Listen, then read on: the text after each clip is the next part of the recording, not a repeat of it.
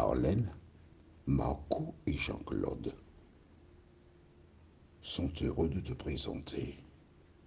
Pour ceux qui l'aiment, nous avons 3 références. 1 Corinthiens 2, verset 9, Jean 14, verset 15 et Jean 15, verset 10. 1 Corinthiens 2, verset 9, Jean 14, verset 15 et Jean 15, verset 10. Avant d'entamer ce thème, prions. Notre Seigneur et notre Dieu, merci. Merci pour les révélations.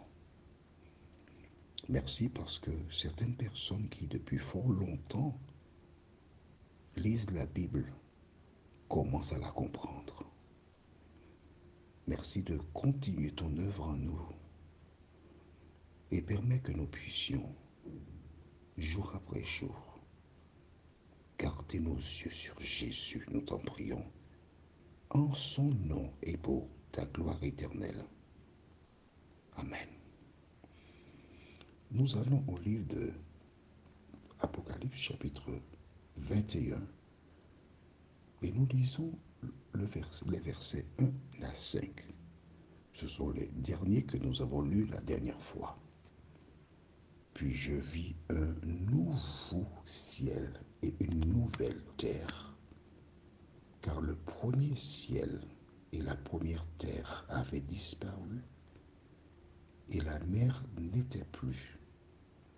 Et moi, Jean, je vis descendre du ciel d'auprès de Dieu la ville sainte, la nouvelle Jérusalem, préparée comme une épouse qui s'est parée pour son époux. Et j'entendis du ciel une forte voix qui disait, voici le tabernacle de Dieu avec les hommes. Il habitera avec eux et ils seront son peuple. Et Dieu lui-même sera avec eux et sera leur Dieu. Il essuiera toutes larmes de leurs yeux et la mort ne sera plus. Et il n'y aura plus ni deuil, ni cri, ni douleur, car les premières choses ont disparu. Un changement radical, un changement total. C'est ce que Dieu prépare pour ses enfants. Alors, qui est un enfant de Dieu? Tu connais certainement cette chanson qui date depuis fort longtemps. Tout le monde veut aller au ciel. Ce chanteur, à travers cette chanson, exprimait qu'il avait une connaissance. Il savait que ce monde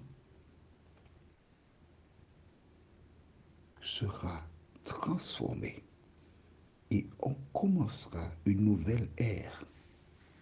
L'erreur consiste à croire certains menteurs qui déclarent que Dieu donnera une nouvelle chance. Ce n'est pas vrai.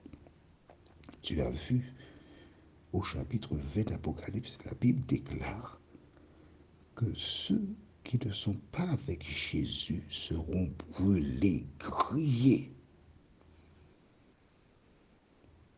Alors pour qui Dieu prépare-t-il cette nouvelle terre? Nous allons dans le livre de 1 Corinthiens chapitre 2 verset 9. Je pense que tu as déjà la page puisque je t'ai donné la référence au départ. C'est justement pour gagner du temps. 1 Corinthiens 2 verset 9 déclare, mais comme il est écrit, ce sont des choses que l'œil n'a point vues, que l'oreille n'a point entendues et qui ne sont point montées au cœur de l'homme. Des choses que Dieu préparé pour ceux qui l'aiment. Waouh! As-tu noté la fin? Des choses que Dieu a préparées. A préparé, ça c'est le passé, ça, non? Mais si on aurait dit, mais oui, des choses que Dieu a préparées pour ceux qui l'aiment. En fait, quand nous avons lu dans Apocalypse 21, versets 1 à 5, je fais toutes choses nouvelles. C'est la réalisation, mais dans le plan de Dieu. Parce que Dieu est un Dieu d'ordre. Il te suffit de lire Genèse chapitre 1er. Et tu verras que Dieu a créé les choses de manière méthodique, avec une chronologie. Il n'a pas créé les animaux, puis après dit, ah, mais que mangeront-ils? Ah ben, je vais faire les arbres. Non, il a fait des arbres. Il a fait des arbres qui portèrent tout de suite, là même, on peut dire. Et après, il a créé les animaux. Donc, dans le plan de Dieu, dès avant la fondation du monde, puisqu'il est omniscient, il avait déjà préparé un plan. Et ce plan-là, il va l'exécuter après la destruction de Satan, de la bête et des faux prophètes. D'accord? Mais tu as bien vu des choses que Dieu a préparées pour ceux qui l'aiment. Si je te pose la question, aimes-tu Jésus? Tu me diras oui. En dehors des personnes qui sont athées, tout le monde dira oui, j'aime Jésus. Ça me fait penser, je n'oublierai jamais ce récit-là. Un jeune homme qui avait une jeune fille qu'il courtisait et il s'aimait, disait-il. Et un soir, ce jeune homme raccompagnait sa belle à son domicile quand soudain ils entendirent un chien aboyer qui venait dans leur direction. Ils se sont mis à courir. Et forcément, le garçon courait plus vite que la fille. Et la fille a dit, attends-moi, attends-moi. Mais le garçon a disparu. Et il s'est retrouvé devant le domicile de la fille, qui arriva un moment plus tard. Et elle lui dit, mais tu m'as dit que tu m'aimes et que tu ferais tout pour moi. Et tu m'as abandonné pour le chien. Et lui de répondre, je ne t'ai jamais dit que j'accepterais de me faire mordre par un chien pour toi. Eh oui, il n'avait jamais dit ça. Hein. Il n'avait jamais dit cela. Pourtant, il a dit à la fille, je t'aime. Comment identifier celles et ceux qui aiment Jésus selon le critère de Jésus? Allons au livre de Jean, chapitre 14, le verset 15. Jean 14, le verset 15. Que dit Jésus? Si vous m'aimez, gardez mes commandements. Tu peux dire que tu aimes Jésus, mais voici comment on reconnaît ceux qui aiment Jésus. Tout près, dans Jean 15, verset 10, Jésus déclare, si vous gardez mes commandements, vous demeurerez dans mon amour, de même que j'ai gardé les commandements de mon Père et que je demeure dans son amour. Jésus te dit, me dit de garder ses commandements. Et il me rappelle qu'il a gardé les commandements de son Père. C'est pourquoi la Bible déclare que Dieu a préparé des choses nouvelles pour celles et ceux qu'il aime. Écrit dans le cahier, Matthieu 7, verset 21. Matthieu 7, verset 21. Que dit ce verset? Ceux qui me disent Seigneur, Seigneur, n'entreront pas tous dans le royaume des cieux, mais c'est celui-là seul qui fait la volonté de mon Père qui est dans les cieux.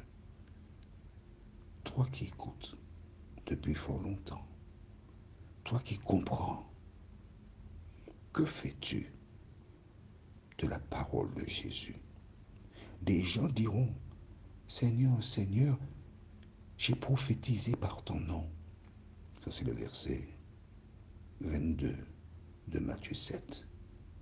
J'ai chassé des démons par ton nom.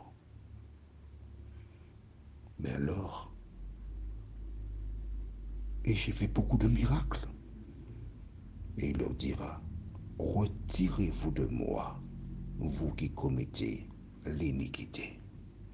Nous allons lire cela ensemble dans la Bible lors de la prochaine étude.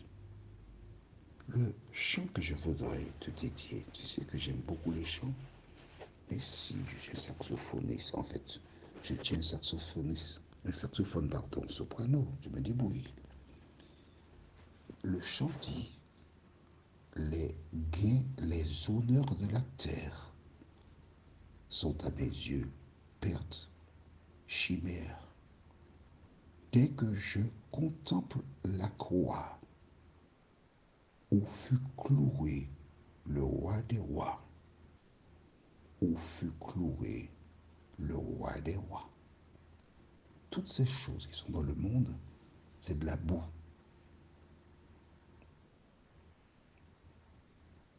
Quand je contemple ce que Jésus a fait pour me sauver, prions. Notre Seigneur, notre Dieu,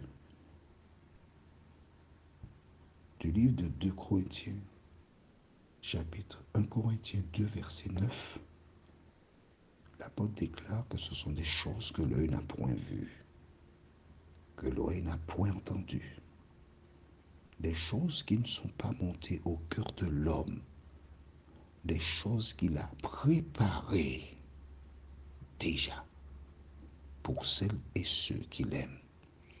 Merci Seigneur de nous aider à bâtir notre foi sur la vérité, à bâtir notre foi sur Jésus, de telle sorte qu'à son avènement, nous fassions partie de celles et ceux qui sont reconnus aptes.